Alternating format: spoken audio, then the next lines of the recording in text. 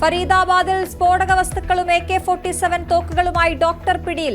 പരിശോധനയിൽ കണ്ടെത്തിയത് 350 kilo RDX. Jammu Kashmir സ്വദേശി ആദിൽ അഹമ്മദ് റാത്തർ അറസ്റ്റിൽ.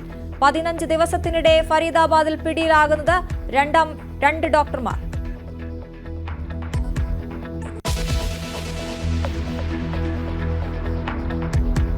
ബീഹാറിൽ നിന്ന് നിശബ്ദ പ്രചാരണം. വോട്ടെടുപ്പ് നാളെ. രണ്ടാം ഘട്ടത്തിലെ ജനവിധി 122 മണ്ഡലങ്ങളിൽ. എക്സിറ്റ് പോൾ ഫലങ്ങൾ നാളെ വൈകിട്ട് മുതൽ.